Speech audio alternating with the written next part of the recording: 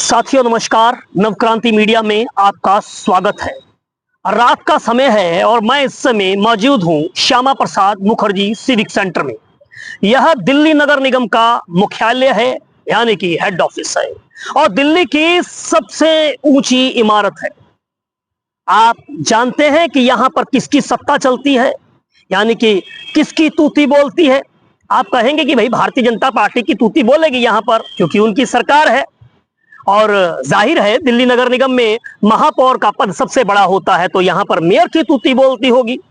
या कुछ लोग ये भी कह सकते हैं कि नहीं साहब, क्योंकि वित्तीय शक्तियां जो हैं वो स्टैंडिंग कमेटी चेयरमैन के पास होती हैं, इसलिए चेयरमैन की चलती होगी। ऐसा मैं भी इतने सालों की पत्रकारिता में समझता था, लेकिन मेरा ये भ्रम टूट गया। क्यों टूट गया? क्योंकि दिल्ली नगर निगम की स्थायी सभा की एक बैठक हुई और उस बैठक में जो एक दिलचस्प घटनाक्रम हुआ, उसके बाद मेरा भ्रम टूट गया। और यह भ्रम जो आपके मन में भी होगा, यह मैं आपके मन से दूर करने के लिए आया हूं। और जो वाक्य मैं बता रहा हूं कि बड़ा दिलचस्प हुआ, उसका मैं आपको उसका जिक्र करता हूं।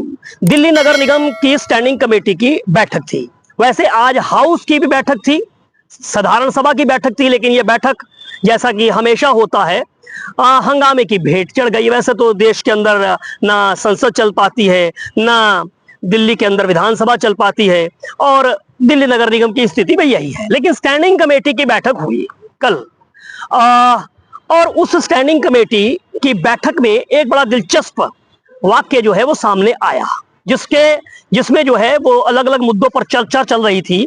और भारतीय जनता पार्टी के एक निगम पार्षद, जिनका नाम पंकज लूथरा है, वो खड़े हुए और उन्होंने अपने वार्ड की एक समस्या का जिक्र किया। आप जानते हैं कि दिल्ली नगर निगम के अंदर वैसे तो हर डिपार्टमेंट में भ्रष्टाचार जो है वो व्याप्त है, लेकिन बिल्डिंग डिपार्टमेंट सबसे ज्यादा बदनाम है। यानी कि आपने अपने घर का कोई निर्माण करना है, कुछ भी करना है, तो दिल्ली नगर निगम के लोग जो है वो आपके पास सूंघते सूंघते पहुंच जाएंगे। अगर आपने लेंटर डालना है या अपने घर में कोई निर्माण करना है, फैक्ट्री, दुकान, कुछ भी करना है, तो भाई आप उनको चढ़ावा चढ़ाएंगे, उसके बाद ये आपका काम होगा। अब जिक्र कर रहा था मैं पंकज लूथरा, जो कि भारतीय जनता पार्टी के निगम पार्षद हैं। उन्होंने अपने एक वार्ड की समस्या का जिक्र किया। उन्होंने कहा कि साहब, हमारे यहाँ पर जो जेई है मोहित कालरा, वो बहुत भ्रष्टाचार उसका चरम पर है और उसकी कोई सुनता नहीं है। मेरे यहाँ पर एक बुजुर्ग शख्स हैं और उन बुजुर्ग शख्स ने बिल्कुल कायदे कानून में रहते हुए 2,78,000 रुपया कानूनन खर्च करके अपना नक्शा जो है वो पास करवाया। लेकिन उन्होंने बिल्डिंग का निर्माण शुरू किया और वहां पर जो है वो दिल्ली नगर निगम के लोग जो है उन्हें परेशान कर रहे हैं और उस पर जो है डेमोलिशन की कार्रवाई कर रहे हैं। उन्होंने एक गलती बुजुर्ग शख्स ने की। उन्होंने ये किया कि नक्शे में जो शाफट बिल्डिंग के अंदर 2.5 फीट की बननी थी, उन्होंने उसे 1.5 फीट की बना दिया। अब इसी को लेकर जो है दिल्ली नगर निगम का जो बिल्डिंग डिपार्टमेंट है, उनकी बिल्डिंग को ध्वस्त करने के लिए, तोड़ने के लिए आ पहुंचा है। और जेई मोहित कालरा जो है वो किसी की नहीं सुनता है और वो सीधा सीधा पैसा मांगता है, और उसने 3 लाख रुपए की मांग की है। बुजुर्ग व्यक्ति जिसने कानून रूप से नक्शा पास करवाने के लिए 2,78,000 रुपए खर्च किए थे, उसने हाथ जोड़कर कहा कि भाई ऐसा है, मैं आपको 2 लाख रुपए दे सकता हूं। अब इतने पैसे मेरे पास नहीं है, मुझे बिल्डिंग भी बनवानी है और मैंने तो नक्शा भी पास करवाया। भाई इतनी सी तो गलती की है कि 2.5 फीट की शाफट की जगह मैंने 1.5 फीट की शाफट की जगह जो है 2.5 फीट की शाफट की जगह मैंने 1.5 फीट की शाफट कर दी है।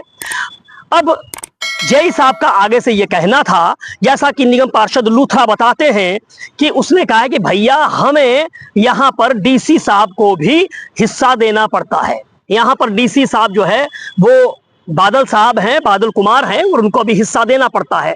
दिल्ली नगर निगम की स्थायी सभा की बैठक में पंकज लूथरा ने यह मुद्दा उठाया। उन्होंने कहा कि जब हमने डीसी साहब को फोन किया तो डीसी साहब फोन ही नहीं उठाते हैं, और अब हम जाएं तो जाएं कहां। और जिस तरह से जेई कह रहा है कि भाई मेरी सीधी सेटिंग डीसी साहब से है और मैं यहां जो पैसा इकट्ठा करता हूं, डीसी साहब को इकट्ठा करके उनका हिस्सा पहुंचाता हूं।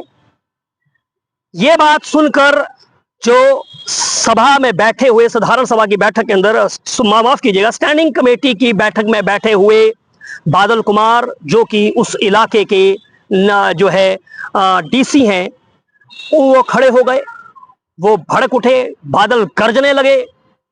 उन्होंने कहा कि ये आरोप जो मेरे पे लगाया जा रहा है ये निराधार है, इनका भी फोन चेक किया जाए, मेरा भी फोन की कॉल डिटेल चेक की जाए। इन्होंने मुझे सिर्फ एक बार फोन किया है, मैंने नहीं उठाया है, और अगर मैंने फोन नहीं उठाया है तो इसका मतलब ये नहीं है कि मैं दोषी हूं, और मेरे ऊपर ये जो आरोप लगाए जा रहे हैं ये बड़े ही निराधार हैं, बेबुनियाद हैं। और देखते ही देखते जो है वो नोक झोंक शुरू हो गई। बादल यही नहीं रुके, डीसी साहब वो आगे बढ़ गए कि जो बिल्डिंग नक्शे के हिसाब से होगी, नियम कायदे में होगी, वही बनेगी। इसके अलावा कोई भी दूसरी इमारत हो उस पर डेमोलिशन की कार्रवाई की जाएगी, बेशक वो इन्हीं की क्यों ना हो। अब ये जो बिल्डिंग बन रही है इसमें निगम पार्षद साहब का नाम लिए बिना इन्हीं का कोई शेयर हो तो मैं कह नहीं सकता हूं। जब उन्होंने कहा कि इसमें उन्हीं का कोई शेयर ना हो तो ये देखते ही सभा का पूरा माहौल जो है वो गर्मा गया। जो सत्य शर्मा स्टैंडिंग कमेटी के चेयरमैन हैं, उन्होंने डीसी के इस वाक्य पर जो है ऑब्जेक्शन किया, आपत्ति जताई और कहा कि आपने ये जो कहा है ये बहुत आपत्तिजनक है। आप चुने हुए जनप्रतिनिधि पर इस प्रकार से दोषारोपण नहीं कर सकते हैं, इस प्रकार से आरोप नहीं लगा सकते हैं, ये बहुत निंदनीय है, ये गलत है। लेकिन डीसी साहब गरजते रहे और इधर पंकज लूथरा बीच बचाव के लिए कुछ अधिकारियों ने, कुछ नेताओं ने दोनों पक्षों को, अधिकारी को और चुने हुए जनप्रतिनिधि पार्षद को बिठाने की कोशिश की। इसी दौरान जो है मंचासीन निगमा युक्त, जो कि सत्य शर्मा चेयरमैन स्टैंडिंग कमेटी के साथ बैठे थे, उनका पदार्पण इस पूरे मामले के अंदर होता है। ऐसी उम्मीद जताई जा रही थी कि भाई अब निगमायुक्त कमिश्नर साहब आए हैं तो वो जरूर डीसी को डांटेंगे कि भाई आपको किसी चुने हुए जनप्रतिनिधि के साथ इस तरह से नहीं करना चाहिए। लेकिन क्लाइमेक्स यहां कुछ अलग है।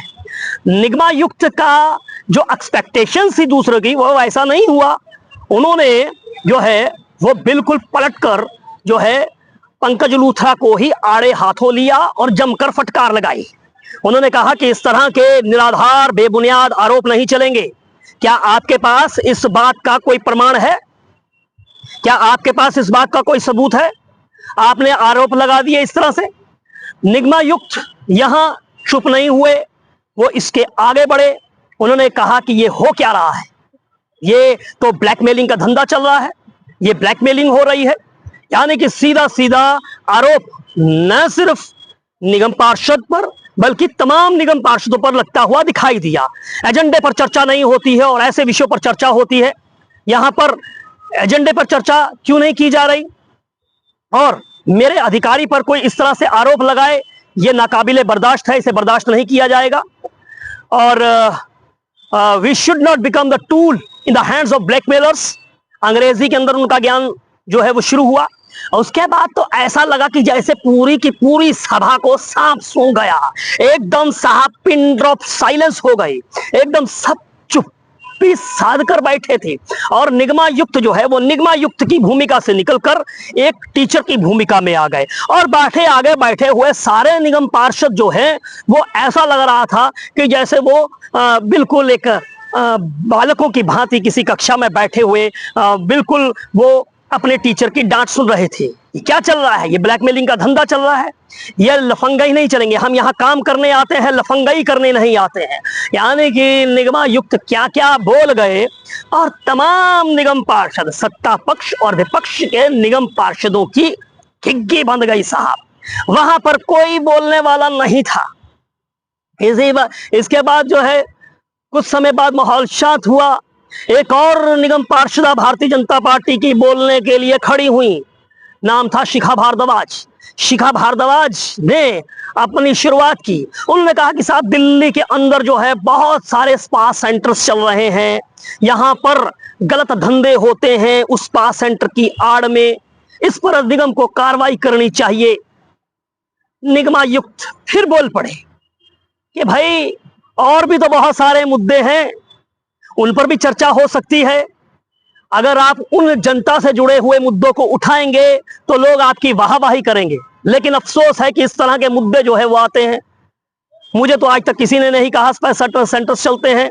अब माना किस पास सेंटर्स चलते हैं, कुछ एक इलाके हैं जहां पर ये बहुतायत हैं, बहुत ज्यादा हैं, लेकिन हमारा काम जो है वो मॉरल पुलिसिंग का नहीं है। ये काम जो है ये पुलिस का काम है, नैतिकता का पाठ पढ़ाना हमारा काम नहीं है। यानी कुल मिलाकर हमें तो ऐसा लगा कि जैसे भैया यहाँ पर जो तूती बोलती है वो बाबू की बोलती है। बाबू ने एक बार औकात बता दी कि भैया आप चुने हुए जनप्रतिनिधियों की हमारी नजर में ढाई ढेले की औकात नहीं है, हम जैसा चाहेंगे वैसा चलाएंगे। ये इस तरह एक रवैया लगा। अब सोचिए साहब, क्या जो निगमायुक्त हैं, कमिश्नर महोदय हैं, उन्होंने, अच्छी बात है कि वो अपने अधिकारी के बचाव में उतरे, लेकिन क्या किसी भी आरोप की जांच नहीं होनी चाहिए? एक आम व्यक्ति लगाए तो समझ में आता है, लेकिन चुना हुआ जनप्रतिनिधि अगर आरोप लगा रहा है तो क्यों नहीं वहां पर जाकर देखना चाहिए? जो डीसी साहब कह रहे हैं कि साहब जो है वो कानून के हिसाब से ही वो है बिल्डिंग्स का निर्माण जो है वो होगा, तभी होगा, नहीं तो उस पर डेमोलिशन की कार्रवाई होगी, चाहे वो इन्हीं का क्यों ना हो। तो क्या दिल्ली नगर निगम इस बात को लेकर या निगमायुक्त इस बात की गारंटी लेते हैं कि दिल्ली के अंदर जो इतना बड़ा रोज निर्माण हो रहा है, हाई कोर्ट ने रोक लगाने के बाद भी दिल्ली नगर निगम में धड़ल्ले से निर्माण कार्य हो रहे हैं, तो वो क्या नक्शा पास करवा के हो रहे हैं?